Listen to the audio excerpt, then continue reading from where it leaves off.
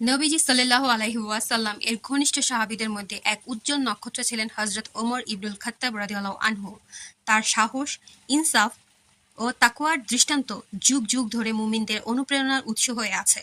তবে তার এক গোপন অস্ত্র ছিল সালাতে খুশু, এমন এক গভীর সংযোগ যা তিনি আল্লাহর সঙ্গে স্থাপন করেছিলেন।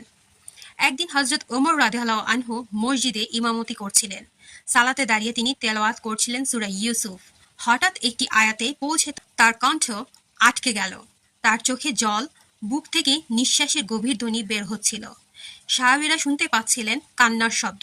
তিনি পড়ছিলেন, ইন্নামা আশকু বাতশি ওয়া হুজনি ইলাল্লাহ।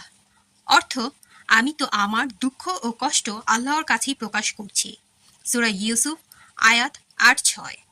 এই আয়াত পাঠ করার সময় হযরত উমরের চোখ দিয়ে অশ্রু গড়িয়ে পড়তে লাগলো, কেননা তার হৃদয় অনুভব করছিল সালাতের মাঝে তিনি এমন এক দরজায় দাঁড়িয়ে আছেন যেখানে প্রভুর করুণার দ্বার সর্বদা খোলা। এটাই হলো খুশু, আল্লাহর সামনে নিজের অস্তিত্বকে একেবারে বিলীন করে দেওয়া। এটি এমন এক অনুভব যেখানে আত্মা কাঁদে, চোখ ভিজে যায়, হৃদয় নরম হয়ে যায়। রাসূলুল্লাহ সাল্লাল্লাহু আলাইহি সাল্লাম বলেছেন, আদায়কৃত নামাজ থেকে শুধু সেই অংশই কবুল হয় যেখানে বান্দা খুশু ও একাগ্রতা বজায় রাখে। সহিহ হাদিস। সালাত শুধু শরীরের নড়াচড়া নয়, এটি আত্মার কথা বলা, অন্তরের আরাধনা।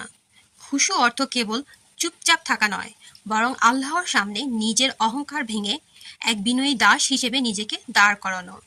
যখন কোনো মুমিন সালাতে খুশু নিয়ে দাঁড়ায়, তখন সে জানে এই মুহূর্তে সে দুনিয়ার সবচেয়ে বড় শক্তির সামনে, তার রবের সামনে। বন্ধুরা, আজ আমাদের নামাজ শুধু একটি অভ্যাসে পরিণত হয়েছে। রুকু সিজদা হয় ঠিকই, কিন্তু হৃদয় থাকে উদাসীন।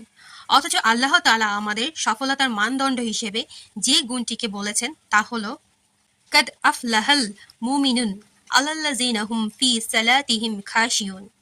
অর্থ, সফল হলো সেই মুমিন যারা নিজেদের সালাতের মধ্যে বিনয়ী থাকে। সূরা আল মুমিনুন আয়াত ১-২।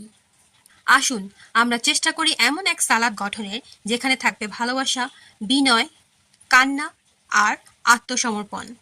এই সালাত হবে আমাদের জীবনের শান্তি, মৃত্যুর মুহূর্তে আশা এবং কবরের আলো।